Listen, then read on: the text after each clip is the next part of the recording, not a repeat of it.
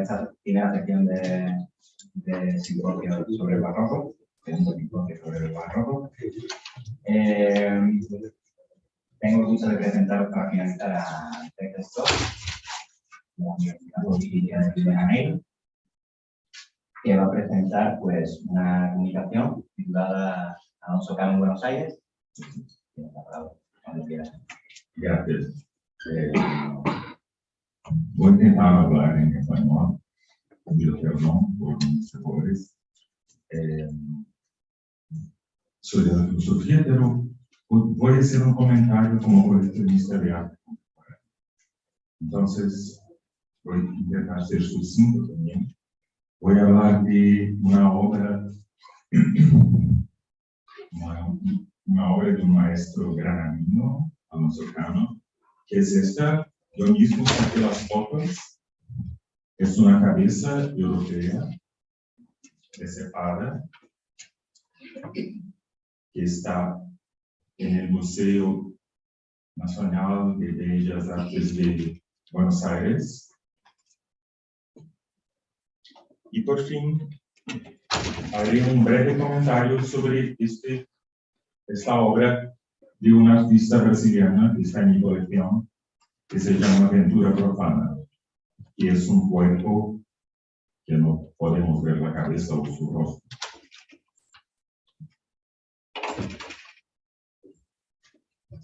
El trabajo que presentaré es un comentario, un gesto curatorial de Andrés Duprá, director del Museo Nacional de Bellas Artes argentino, que ilustra desde mi punto de vista como coleccionista de arte contribuciones que pueden hacer el barroco hispánico y latinoamericano a los dispositivos del arte contemporáneo.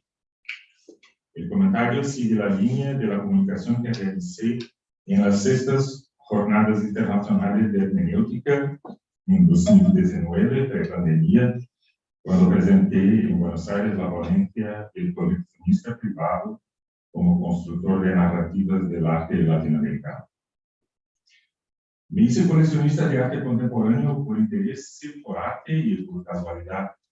La colección, que empecé en 2000, toma forma 10 años después, en 2010, y ahora, 20 años después, tomó ella una forma más allá de mi voluntad.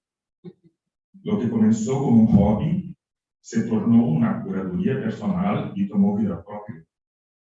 Coleccionar arte es especial en la medida en que el proceso de calificar una obra, es decir, elegirla, es un proceso sumamente complejo. Rilke, en su carta al joven poeta, habla de algo que podría servir a consejo a quien esté pensando en coleccionar arte. Voy a citar: menos susceptibles de expresión que cualquier otra cosa son las obras de arte. Seres misteriosos cuya vida perdura junto a la nuestra, efímera. Para Rilke, una obra de arte es buena cuando nace de la necesidad. En este carácter de origen está su criterio, el único que existe. Así, una de las tareas abiertas al coleccionista es encontrar en el mundo de arte y en la crítica y la filosofía del arte una justificación a su necesidad. Es el ejercicio de lo que postula Valery cuando afirma que, cito, una obra de arte es el resultado de una acción cuyo fin finito es provocar en alguien desarrollos infinitos. Y aquí una excelente definición que puede servir de guía para quienes coleccionan y para quienes quieren saber qué es coleccionar. Los objetos de arte se despliegan infinitamente.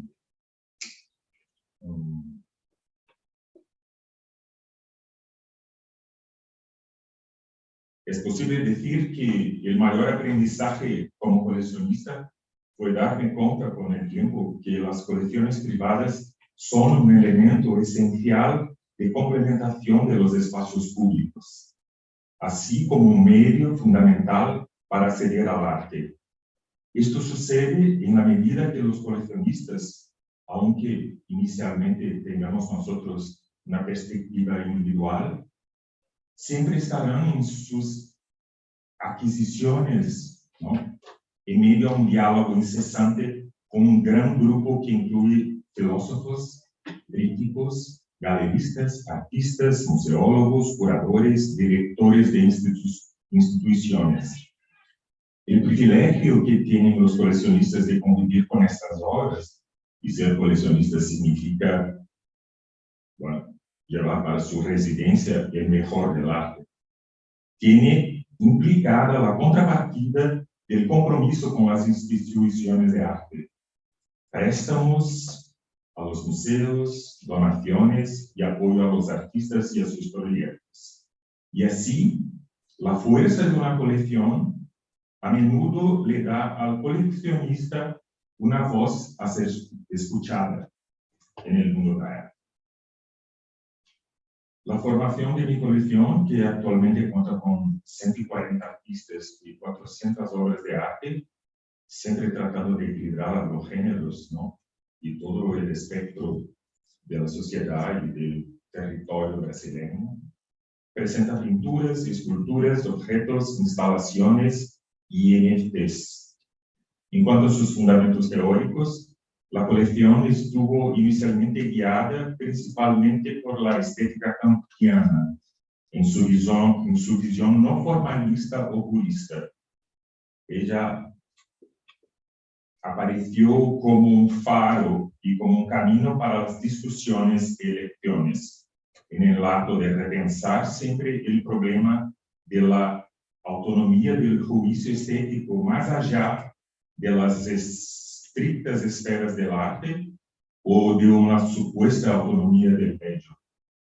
La estética kantiana, en sus interpretaciones contemporáneas, es una clave teórica para nosotros para pensar la colección, en tanto que reúne los siguientes temas: el arte, la belleza, el trabajo, la política, la ética, las perspectivas del mundo posible y, más precisamente, la idea política del arte como creador de nuevos significados comunes para la comunidad.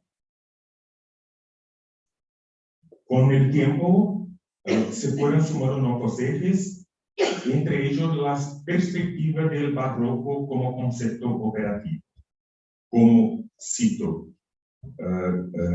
Gastón Beral, como forma de resistencia que opera en la dimensión simbólica de la historia latinoamericana. Fin de citación. Como forma de lectura que permite comprender nuestro drama épico y nuestras brutales narrativas políticas, como el cataclismo que parece insinuarse en Brasil ahora, ¿no? En ese sentido, entendemos la palabra dispositivo, esta del eje de la comunicación, como una referencia a los mecanismos institucionales, físicos, administrativos, así como a las estructuras de conocimiento que potencian, mantienen y estructuran las relaciones de ejercicio de poder dentro del cuerpo social. Es la voz de la colección como dispositivo cultural que uso hoy para comentar, desde una perspectiva barroca, el gesto político de Andrés Duprat, arquitecto, cineasta, curador y director del Museo Nacional de Bellas Artes Argentino, quien expuso de manera extraordinaria, en el mismo dispositivo que dirige, la escultura barroca Ángel con la cabeza de San Juan Bautista, de Alonso Cano, en la Sala Española del Museo. La gran sala de arte española del Museo Argentino, la más importante del museo, me parece, tiene las paredes pintadas de un azul petróleo oscuro.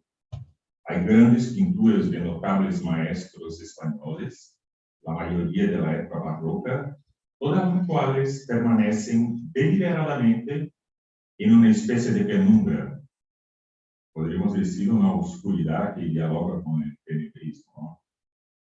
Con una excepción, la pequeña escultura Ángel con la cabeza de San Juan Bautista de Alonso Cano.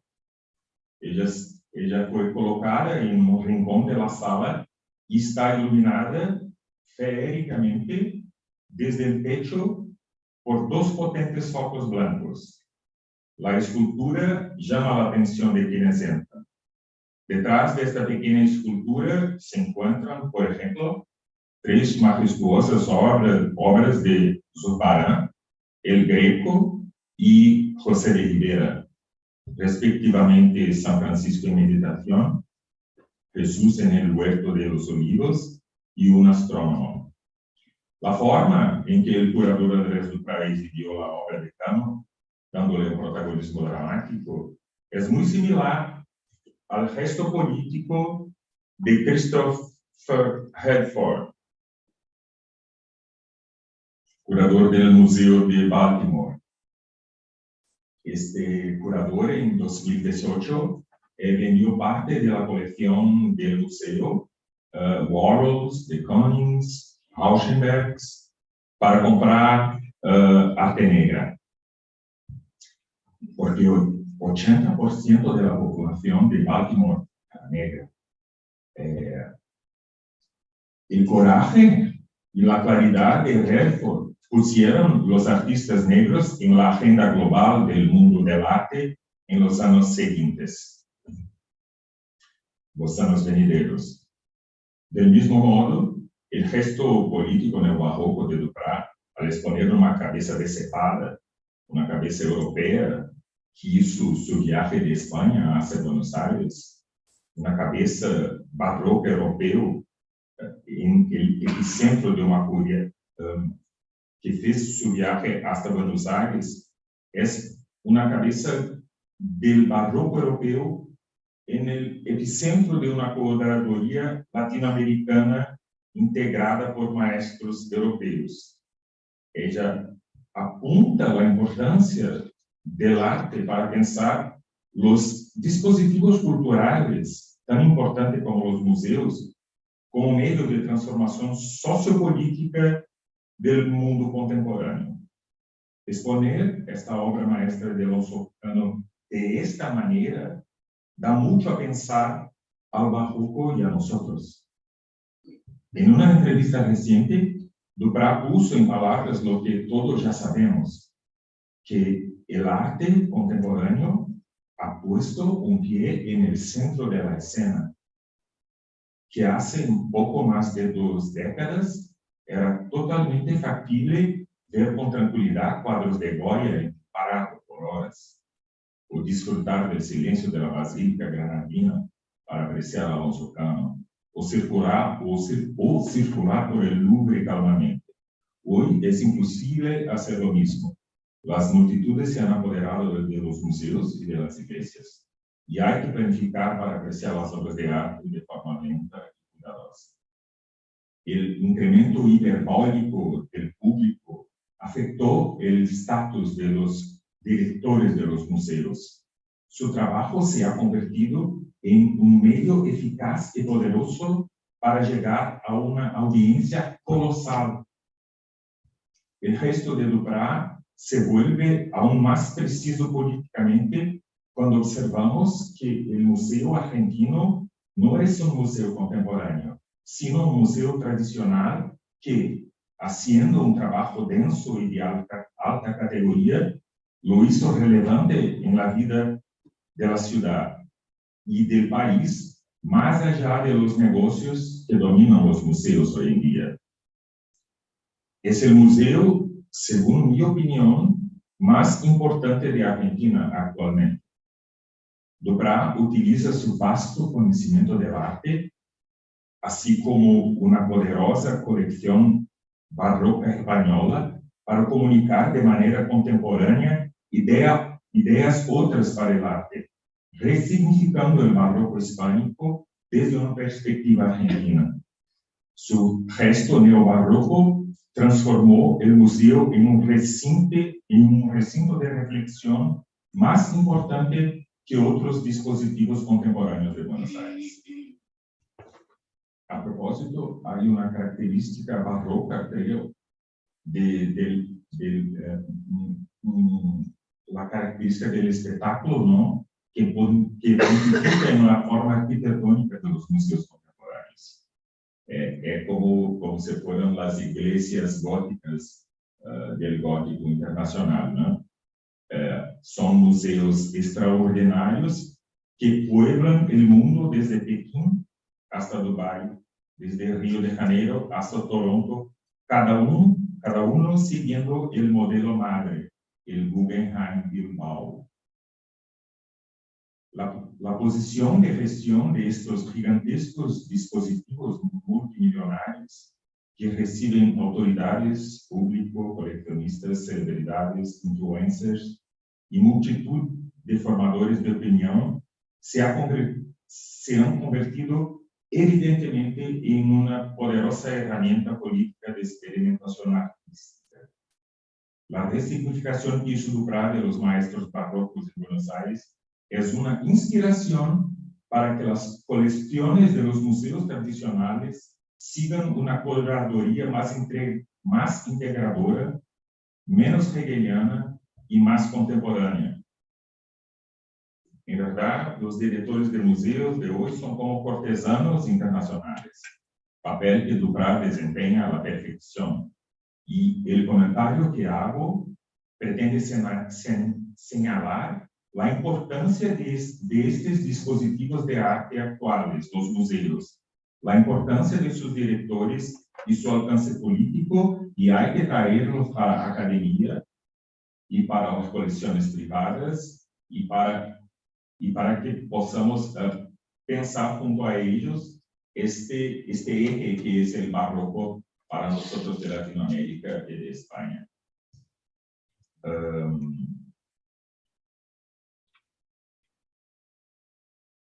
El poder de los directores de museo para el bien o para el mal como fenómeno debe ser tomado como un fenómeno en cuenta en nuestras políticas.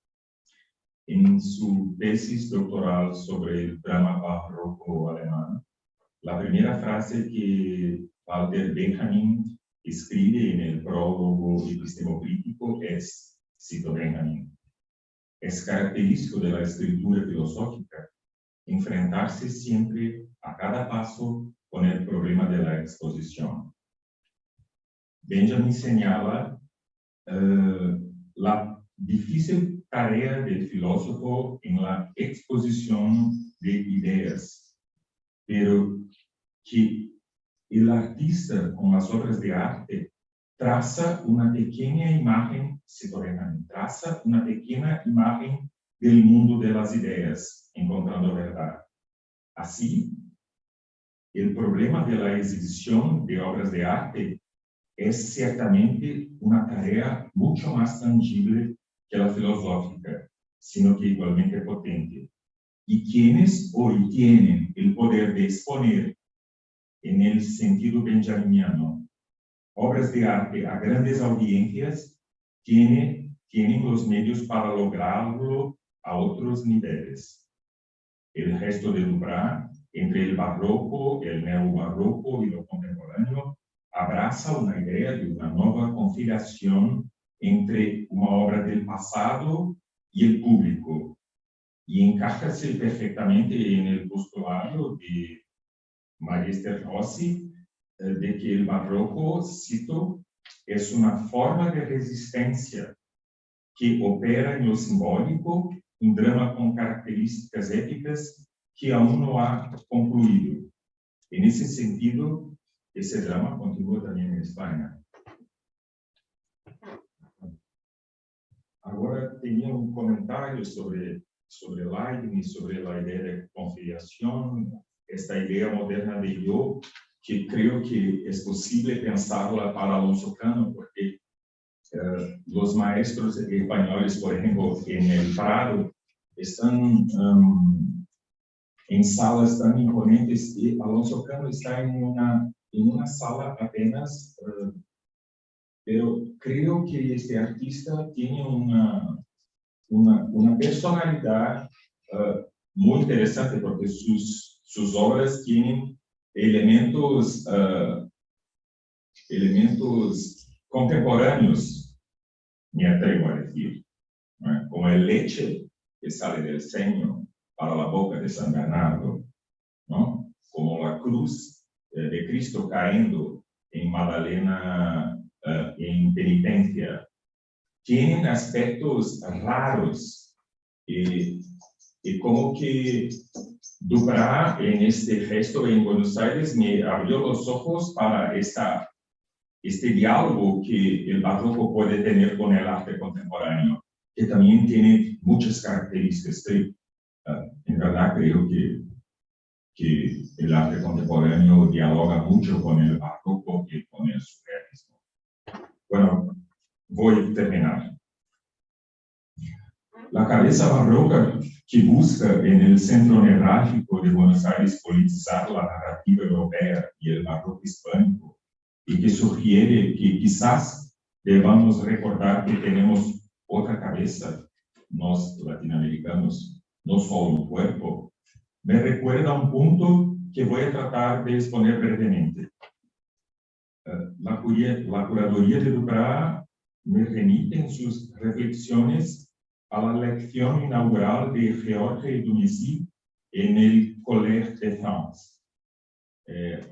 Y leí ese texto porque tuve la oportunidad de trabajar en la Complutense en una estancia de investigación con el filólogo español Alberto Bernabé, que es una persona increíble y que me enseñó lo poco que sé de filología, que es un tema que interesa mucho a los filósofos. En esta ponencia, en Collège de France, Dumézil subraya que, cito, a partir de la herencia subsumida por los filólogos de los pueblos indoeuropeos, se llega a un cuadro. Pero en verdad, el aparato de evidencias y consecuencias se reduce inmediatamente a casi nada. Algunos nombres de deidades sin sustancia. Fin de citación. En referencia a la dificultad de reconstruir una cultura invasora. Dumézil plantea el problema del desconocimiento que los pueblos europeos contemporáneos, ¿no?, tienen de lo que sería la cultura indoeuropea, a pesar de la evidencia común. Y al mismo tiempo plantea el problema de que sería ingenuo pensar que, aún con tal herencia, los europeos serían capaces de autorrepresentarse fácilmente. En lo que respecta a América Latina, experimentamos el mismo problema. El problema de descifrar lo que nos trajeron los europeos, pero también crear una representación de nosotros mismos, lo que Duprat apunta magistralmente. Laureano Robles, en su libro La filosofía iberoamericana en la época del encuentro, coloca esta cuestión. Cito: si la cultura de Grecia se trasladó a Roma y hoy Europa puede decir con orgullo que su cultura es una extensión de aquella, también podemos decir que la cultura de América se forma a partir de la cultura griega y europea, pero a condición que admitamos que la cultura europea, procedente del encuentro de ambos mundos, ya no es completamente griega, como tampoco es plenamente europea, la cultura del otro lado del mar. Quiero decir que nuestro barroco, el barroco de Brasil, es europeo, pero no totalmente europeo. Por fin, presento esta obra de la artista Ventura Profana. Es una artista trans. Tiene un trabajo performático que es también evangelizadora. Tiene un evangelio para los cuerpos que no quieren identificarse. Ella es una artista que estoy apoyando y cuya obra, creo, complementa el gesto de Duprat. En lugar de una cabeza europea, masculina y blanca decepada, vemos apenas un cuerpo blanco y masculino, no podemos ver su cabeza o su rostro, y este cuerpo mira en el aire un colaje digital que tiene espíritu barroco, ¿no? Con contrastes, espectáculos, síntesis, teatralidad. Este cuerpo observa una epopeya histórica. Esperamos que este cuerpo se gire hacia nosotros para vernos su rostro que aún no conocemos, ¿no? Gracias.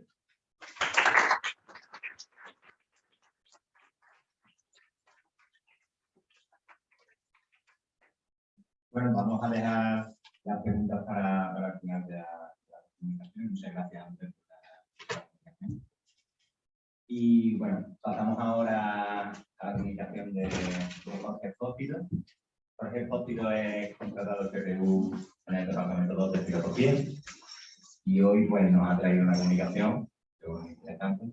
La inquietud es sí en Marta Zaragoza.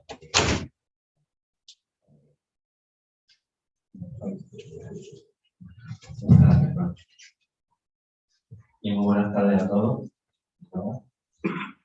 Quisiera comenzar esta comunicación advirtiendo que hace unos meses trabajo en los preliminares de una tesis sobre pensamiento de educación y quisiera exponerles pues, la hipótesis y visión fundamental que me gustaría desarrollar en esta tesis. De manera que le agradezco de antemano cualquier indicación que me quieran dar para esto. Y también voy a agradecer también a el señor Capadoso la idea fundamental de la base. Bien, el tema del que quiero hablar es la inquietud o el cuidado de sí de la acción. Y para ello voy a exponer en primer lugar el marco teórico kantiano de este pacto. Y una vez hecho esto, intentaré mostrar en qué medida podríamos considerar a Kantian como un autor barroco que piensa desde el precepto antiguo del cuidado de sí. Bien. A lo largo de los diferentes escritos que componen la obra de Kantian se va tejiendo un pensamiento complejo, no solo por su lenguaje y su referencia culta, sino también por su profundidad filosófica y la amplitud temática de la que actúa. De esta manera son muy diversas las perspectivas desde las que se podría abordar la filosofía de Kantian. En nuestro caso, planteamos una investigación que responde a la fecunda problematización de la historia de los sistemas de pensamiento que encontramos en Michel Foucault. Y en concreto a la cuestión de la génesis del sujeto moderno y el concepto de cuidado y de sí y la evolución de este concepto a lo largo de la antigüedad. Y de manera que paso a comentar algo sobre este marco filosófico. El proyecto filosófico de Foucault se define como una ontología crítica del presente, ontología histórica de nosotros mismos, arqueológica y genealógica. Es arqueológica en su método, pues estudia como acontecimientos históricos singulares los discursos o dispositivos saber poder que constituyen, que configuran nuestra subjetividad, pensamos, decimos, hacemos. Y al mismo tiempo es genealógica en su finalidad, en tanto extrae de nuestro ser contingente actual la posibilidad de dejar de ser lo que somos, de crear nuevas formas de subjetividad o de existencia. De manera que el tema fundamental que interesa a Foucault, y que subyace en sus diferentes etapas de pensamiento, podemos decir, es el sujeto, o mejor, los modos mediante los cuales el ser humano se constituye como sujeto en relación con los otros y en relación consigo mismo. De manera que la genealogía Foucaultiana pone en cuestión el relato dominante de una modernidad protagonizada por un sujeto incondicionado, en cuyo código se encontraría el fundamento del conocimiento, en cuya autonomía se fundaría el orden moral y político, y cuya naturaleza sería comprensible por él mismo gracias a la ciencia humana. Por el contrario, el estudio de las prácticas concretas y singulares, vistas en su transformación desde la antigüedad, muestra que el sujeto está lejos de fundar la verdad de la manera cartesiana, que está atravesado por funciones de poder que operan a través de él, y que no hay una naturaleza humana intelectual. Notemos, por tanto, que el estudio de la ética de la antigüedad greco-romana y cristiana que Foucault lleva a cabo en sus últimos años de vida en lo que los responde eliminado el giro subjetivo de su pensamiento, obedece a la necesidad de entender cómo una práctica, como la sexualidad, por ejemplo, se transforma en una experiencia moral y humanitaria. De este estudio concluirá fundamentalmente que dicha transformación tiene lugar en un marco general de un olvido del cuidado o la inquietud de sí. La inquietud de sí, el ocuparse de uno mismo, habría sido durante la antigüedad el principio del que regía cualquier conducta racional, vida la moral o la vida filosófica. Y debe ser entendido como una actitud ethos en relación a lo otro, a uno mismo y al mundo, que implica cierta vigilancia sobre el propio pensamiento, así como ciertas técnicas mediante las cuales uno se transforma a sí mismo. Bajo este principio, la inquietud de sí, el acceso a la verdad solo sería posible mediante una transformación del propio sujeto.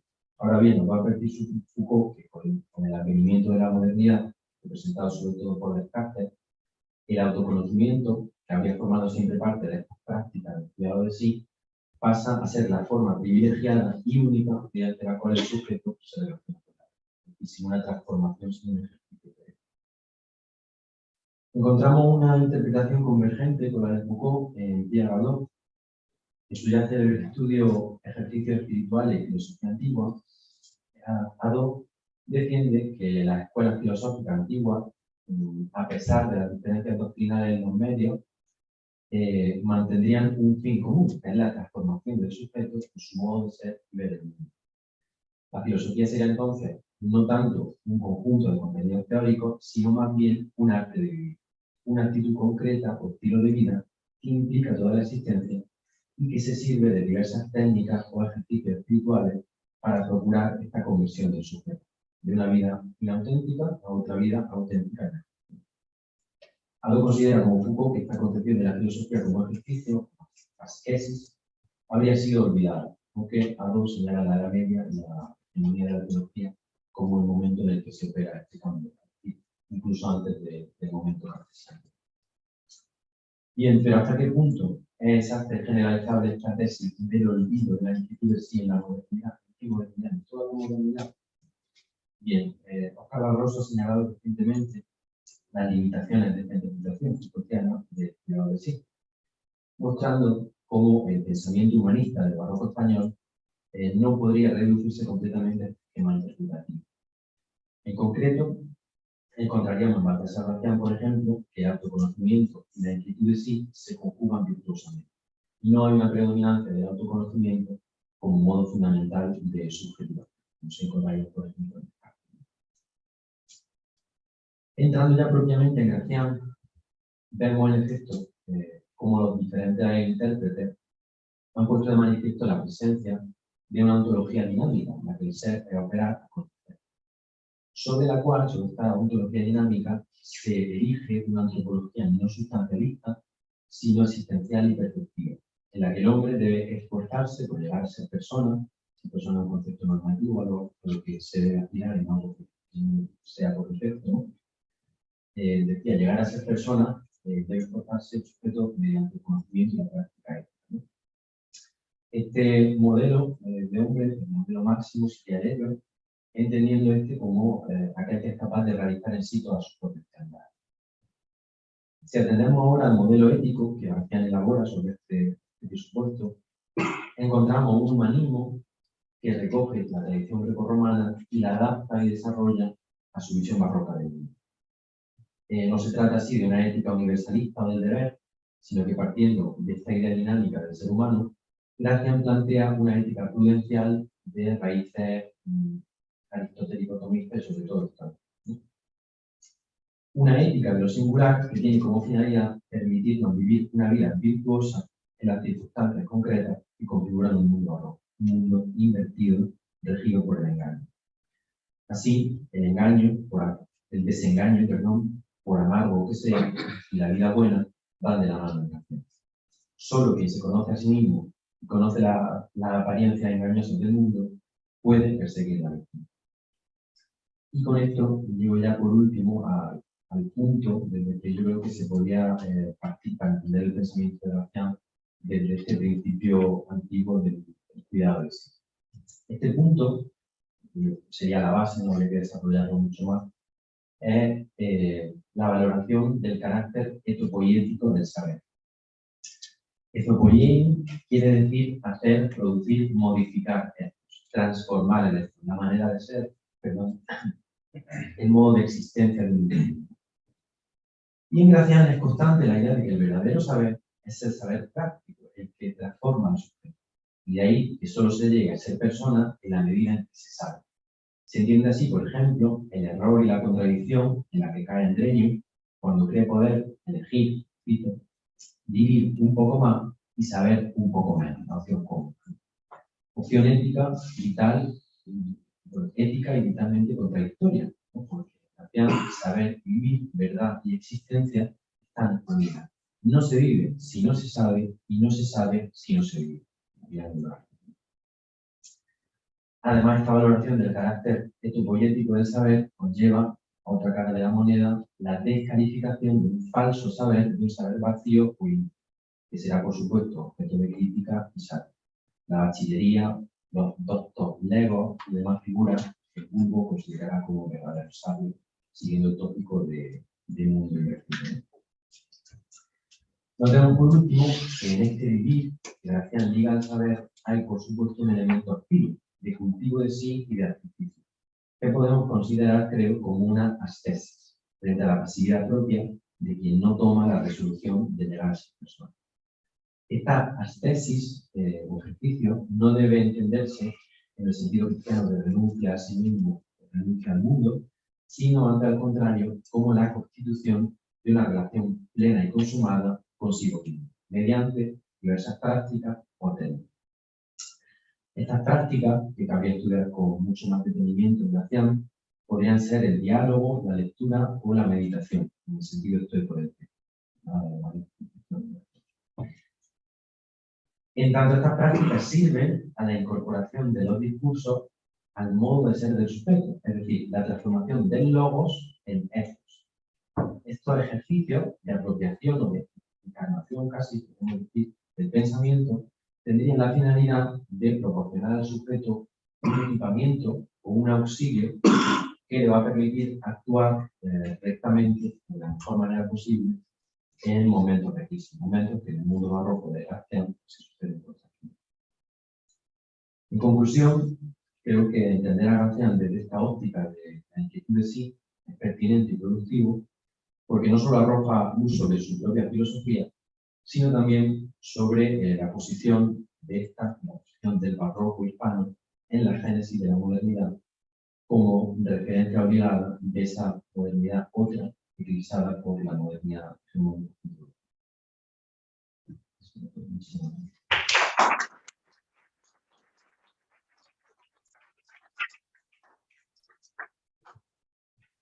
Bueno, muchísimas gracias, Jorge.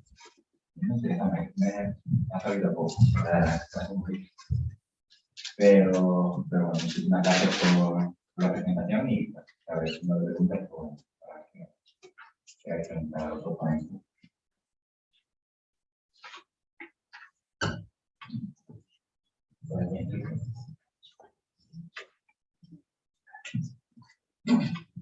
Yo tenía un comentario o pregunta para Jorge.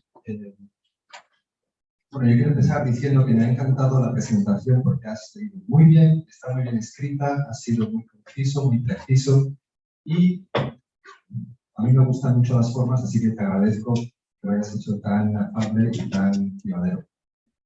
Y yo no sé si Óscar me matará por este comentario, pero pensaba yo si no te importaría abrir la tesis doctoral a otros coetáneos de Gracián que están escribiendo al mismo tiempo y que te da la oportunidad de explorar la cultura bajo Carlos II, que está un poco explorada, yo creo, y sobre todo cuando hablabas muy brevemente de la sátira, de los satiristas, pensar que todavía existe sátira, literatura costumbrista, sin mucha crítica social, hasta finales del siglo, ¿no? El barroco termina no con Gracián, sino todavía un poco más tarde, ¿no? Y que sería bonito para que quizá encontraras también un público más amplio, ¿no? Un público lector más amplio que no fuera solo el de Gracián y que insertaras también en debates y discursos sobre literatura, que no solamente sobre filosofía, ¿no? esa es mi perspectiva viniendo de Estados Unidos, donde obviamente intentamos quizás hacer crítica un poco más horizontal, más interdisciplinaria, ¿no? Pero ahora que estás empezando, como nos has dicho que estabas abierto a consejo, te diría desde mi perspectiva que sería más interesante, que ya lo es, ¿no? Pero más interesante incluso examinar otros escritores menores que están escribiendo quizá a la sombra de Gracián, o que nosotros entendemos como menos canónicos hoy en día, pero que en su momento podrían ser importantes. Agradezco muchísimo el consejo, Enrique. No tenemos en cuenta, en primer lugar, posturas monásticas, alrededor de los conocimientos teológicos, porque va más allá del canon barroco, y también por acordar lo máximo posible.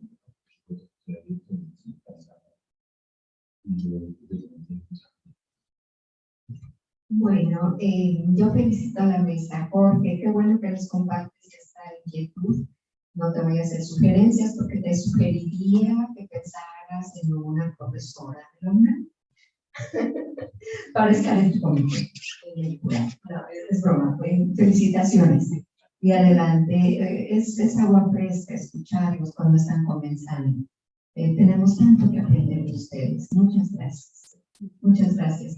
André, felicitaciones. Me gustó mucho tu presentación y tengo una pregunta para ti porque la esbozaste y se quedó ahí. ¿En qué sentido la obra de Cano podría relacionarse con Leibniz? Creo que en varios sentidos, en su texto clásico sobre la disposición de la naturaleza, ¿no? Creo que Leibniz primero habla de un yo, un eu, ¿no? Un yo, y creo que en el barroco hay este camino abierto para el arte, en este sentido, el desenvolvimiento del trabajo de Alonso Cano, ¿no? Es de una personalidad. Los artistas tienen más libertad, ¿no? No tienen más las reglas de la Renacencia, ¿no? O las reglas muy ortodoxas de la Edad, ¿no? Entonces, y en este sentido, cuando los artistas barrocos, cuando el barroco abre una posibilidad para un yo, creo que hay una posibilidad para este diálogo venidero con la arte contemporánea. Sí, muchas gracias. Estoy completamente de acuerdo contigo y que hayas visto esa cuestión de Leibniz, eso que nosotros decimos. Sujeto, bueno, es el sujeto mónada para Leibniz y cómo a partir de ahí se abre hasta el punto de llegar a ese sujeto mónada, necesitar un cuerpo, una realización. Y creo que también nos lo dijiste, en ese sentido el arte tiene logros más tangibles, ¿no? Que la filosofía.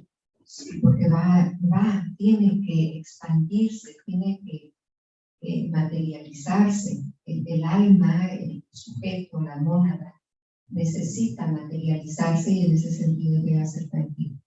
Sí, habría que estudiar un poco más, pero dijo una opción por hablar como coleccionista, pero si hubiera hecho un trabajo más potente en filosofía, tengo que hablar que sería muy interesante leer para usted este texto de Heidegger, me gusta Heidegger, este texto que ello impartió en 1938, que es El ser del ente en Leibniz. Es muy interesante porque habla de esta mónada como intelectia, de esta disactiva, que hay una, no solamente una potencia, mas alguna cosa que ya está ocurriendo y que Heidegger la utiliza como una especie, según mi opinión, como una especie de justificativa para el nacionalsocialismo, para el zeitgeist nazista. Sí, muchas gracias. Yo voy a hablar de eso mañana, pero desde la perspectiva de Deleuze. Gracias. Gracias a la mesa.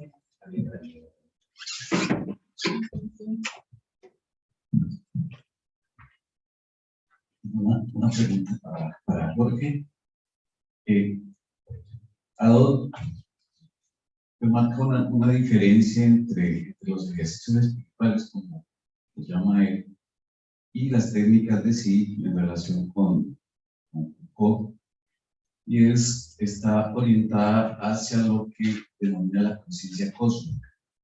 Una diferencia con Foucault es que plantea que sería muy difícil comprender los ejercicios espirituales sin tener en cuenta eso que en la antigüedad podría concebirse como una conciencia cósmica. La pregunta no sé si hayas explorado, digamos, en Gracián, como si se podría ver, digamos, ese contraste, y desde la perspectiva de Foucault, digamos, en relación con lo que se ha denominado la parte de Dios, donde esa conciencia cósmica pues, tendería a vaciarse, ¿no? A quedarse sin piso. Bueno, gracias por la observación. La verdad es que no lo había considerado. La verdad que si digo que dado su distancia, creo que vamos a tener poco de las prácticas y que se observa para hablar de una estética de la existencia, por eso la verdad que pero no lo hemos considerado.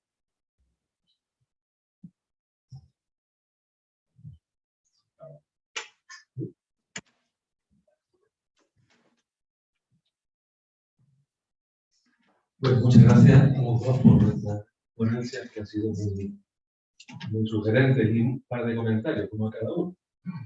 Jorge, un poco la línea de lo que acaba de comentar Miguel Ángel, ¿no? Iba a decir que la investigación es muy prometedora, ¿no? Me parece muy interesante. Pero claro, creo que en algún momento, creo yo, ¿no? Habría que reflexionar la diferencia, la enorme diferencia histórica, ¿no? De marco histórico, ¿no? En algún momento. O sea, no es una objeción. De modo que si hay una diferencia entre la estética de la existencia y la metafísica del alma, que Foucault pone su origen precisamente en Platón están las dos cosas, ¿no? Me parece que esa diferencia se acentúa todavía más en un marco ontoteológico, ya con la teología cristiana al que pertenece Gracián. En algún momento ese diferencial, creo yo, sería interesante poder también incorporarlo a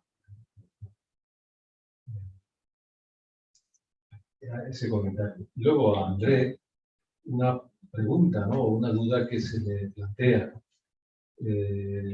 Esa escultura de Alonso Cano que mostrabas en la foto, claro, no estaba pensada para ser expuesta en el museo. Entonces la pregunta es si el museo no tiene, en algunos han planteado, el efecto de definir por sí mismo un concepto muy fuerte, y por supuesto pensado desde la contemporaneidad de lo que es el arte.